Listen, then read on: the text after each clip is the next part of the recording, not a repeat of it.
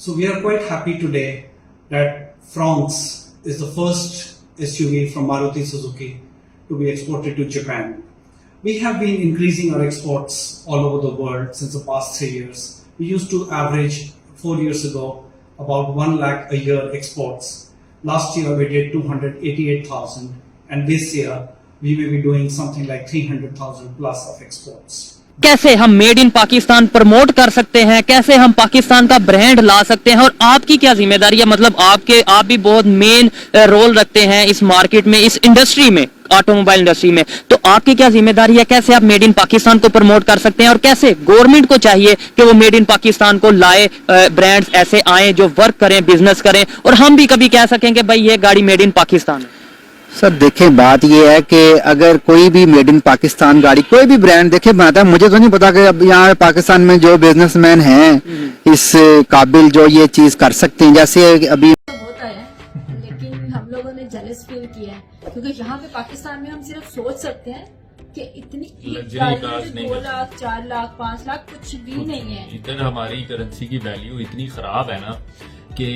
मैं आगे एक वीडियो के अंदर बोल रहा था, मैं मैडम को कह रहा था कि 2,90,000 तो बिल दिया है हमने पिछले महीने बिजली का, उतने में गाड़ी मिल रही है। जय हिंद दोस्तों, जापान दुनिया का सबसे बड़ा तीसरा ऑटो मैन्युफैक्चरिंग हब है और पूरी दुनिया में अपनी गाड़ियां एक्सपोर्ट करने में माहिर है। उसी के बावजूद चौथे नंबर भारत ने पहली बार जापान को made in India SUV cars export कर रहा है। मोड ऑफ ट्रांसपोर्ट कोई भी हो तो वो एक कंट्री की इकोनॉमी में जो है बहुत इंपॉर्टेंट रोल प्ले करती है, लेकिन यहाँ पर जो है क्योंकि स्पेसिफिक एक पैसेंजर कार्स की मैं बात करूँ, अगर उसका जिक्र किया गया हुआ है तो इस बात में कोई शक नहीं, पैसेंजर कार्स जो है वो बहुत ज़्यादा जो है आपके अगर डेली रूटीन में भी देखा जाए तो इस्तेमाल होती है। लेकिन जो है मैं यहाँ पे ये बात कहना चाहूँगा कि इंडिया में ये चीज़ है कि उन्होंने, यानी कि जो कंपनीज है प्राइवेट इंडिया की, उन्होंने अपनी गाड़ियाँ जो है बनाई हुई हैं और गाड़ियाँ भी जो है ना उनकी जो क्वालिटी का लेवल है वो इतना अच्छा है कि इंटरनेशनल जितनी भी कार्स हैं उन्हें वो चैलेंज करती हैं। वेल ऑटोमोबाइल सेक्टर की बात करें तो हमें पता है कि इंडिया में बहुत सारे ऑप्शंस हैं और बहुत अच्छे और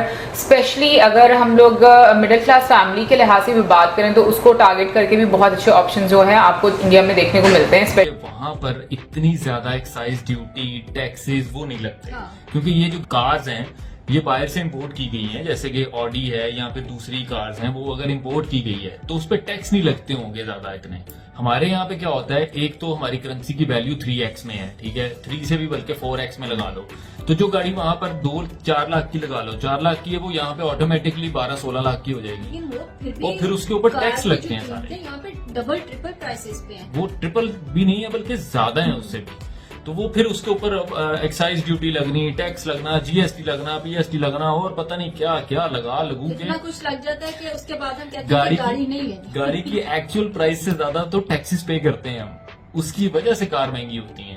वहां पर आई थिंक सो, मेरे ख्याल से वहां पे ये चीजें नहीं होती होंगी। दोस्तों आपको बता दें कि भारत दुनिया का चौथा यानी चाइना, यूएसए और जापान के बाद सबसे बड़ा ऑटोमोबाइल मैन्युफैक्चरिंग हब है। ऑटोमोबाइल उद्योग ने अप्रैल 2023 से मार्च 2024 तक यात्री वाहन, वाणिज्यिक वाहन, 3 व्हीलर, 2 व्हीलर और क्वाड्रीसाइकिल सहित कुल 28.43 मिलियन वाहनों का उत्पादन किया और जर्मनी को पीछे छोड़कर चौथा नंबर हासिल किया। भारतीय ऑटोमोबाइल उद्योग, जिसका मूल्य लगभग 4.8 लाख करोड़, देश की कुल जीडीपी में लगभग 7.5% का योगदान देता है। यह उद्योग देश में सबसे बड़ा रोजगार सृजनकर्ताओं में से एक है और वर्तमान में लगभग 47 मिलियन लोगों को रोजगार दे रहा है। आपको बता दें कि भारत सरकार में वाणिज्य और उद्योग मंत्री पीयूष गोयल ने मारुति सुजुकी से जुड़ी एक पोस्ट शेयर की है। मारुति सुजुकी 1600 से ज्यादा यूनिट्स को एक्सपोर्ट करने जा रहा है। बता दें कि मारुति सुजुकी एक जापानी ऑटोमेकर कंपनी है। दरअसल पहली बार ऐसा हो रहा है कि मारुति सुजुकी भारत में बनाकर तैयार की गई मेड इन इंडिया कार्स को अपने ही देश जापान में एक्सपोर्ट कर रही है। देश की सबसे बड़ी कार निर्माता कंपनी ने एक बयान में कहा कि 1600 से अधिक वाहनों की पहली खेप गुजरात पिपावाव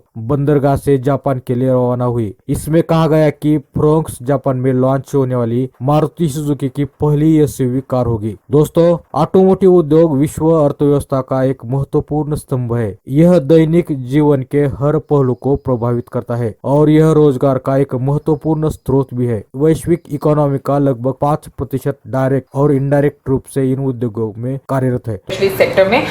मुझे लगता है कि इसमें गवर्नमेंट का बड़ा इंपॉर्टेंट रोल है कि जिस तरीके से उन्होंने पॉलिसी शेप अप की ऑटोमोबाइल सेक्टर के लिए, फिर जो कंपोनेंट्स हैं वो लोकली मैन्युफैक्चर करने पर फोकस किया, फिर एफडीआई के बारे में अगर हम बात करें बहुत सारी ऐसी चीजें हैं जहां पर मुझे लगता है कि जब आप पॉलिसी इस तरीके से बनाते हो कि जहां पर जो लोकल कंपनीज हैं उनको फायदा होता है, तो मुझे लगता है कि काफी ज्यादा सुधार आता है, क्योंकि गवर्नमेंट की सपोर्ट बहुत ज्यादा इंपॉर्टेंट होती है। जैसे कि इनिशियली देखा कि सिर्फ 8% जो लोग थे वो कार्स वगैरह खरीद सकते थे, बट धीरे धीरे जिस तरीके से इंटरनेशनल जो कंपनीज हैं वो इंडिया में आई, उन्होंने अपना स्टेक्स जो हैं वो बढ़ाए, फिर उसके बाद जिस तरीके से जो लोकल कंपनीज हैं उन्होंने अपनी परफॉर्मेंस जो अच्छी की। और मुझे लगता है कि सबसे इंपॉर्टेंट चीज होती है कि विद टाइम जो आप अपने आप को टेक्नोलॉजी में अपग्रेड करते हो, या जो भी दुनिया जिस तरीके से चल रही है उन सब चीजों में अपने आप को साथ साथ बेहतर करते हो, नई चीजें सीखते हो और वो सारी सर्विसेज देते हो। तो मुझे लगता है कि आपको मतलब उस सेक्टर में बूम जरूर देखने को मिलता है, क्योंकि कहीं ना कहीं पर आप जो बाकी सारी दुनिया है उसको काउंटर करने के लिए, या अगर हम कहें कि उसको एक टक्कर देने के लिए अपने आप को प्रिपेयर कर रहे होते हो। क्योंकि अगर जैसे मारुति की बीच में बात की गई, और मारुति स्पेशली बनाई भी इसीलिए गई थी क्योंकि जो मिडिल क्लास फैमिलीज हैं वो अफोर्ड कर सकें, और अभी भी मुझे पाकिस्तान में भी अभी भी ये देखने को मिलती हैं, जो कि मुझे लगता है जो कि मेहरान है यहाँ पर। और उसका अगर हम लोग अभी प्राइस की बात करें तो बहुत ज्यादा प्राइस है, और उसमें किसी किस्म की सहूलत मौजूद नहीं है। इन शॉर्ट हम उसको यहाँ पर कहते हैं गत्ता गाड़ी, यानी कि बहुत ही उसका स्टेयरिंग हार्ड होता है, बहुत हल्की गाड़ी है। हल्की क्या मतलब, उसका स्टेयरिंग चला जाता है चाहे आपके कंधे में हल्की कहने से मतलब ये कि क्वालिटी जो है उसकी बहुत ज्यादा लो है, जो मारुति सुजुकी इंडिया में है, यहाँ पे मेहरान के नाम से आती है। अच्छा, इसके साथ साथ जो है ना, देखें सबसे बड़ी चीज ये है कि इंडियन मार्केट में जब इंटरनेशनल कंपनीज आई हैं उन्होंने उनसे कुछ सीखा है, यानी कि जो लोकल कंपनीज हैं उन्होंने कुछ सीखा, उन्होंने जो अपनी गाड़ियां बनाई, टेक्नोलॉजी जो है बेशक उनके साथ काम कर करके सीखा, और जो है आज अगर देखा जाए तो इंडिया में बहुत बड़े बड़े नाम हैं उनके। अगर टाटा की बात करें, महिंद्रा की बात करें, तो ऐसी ऐसी गाड़ियां हैं आपको देखने को मिलती है जो कि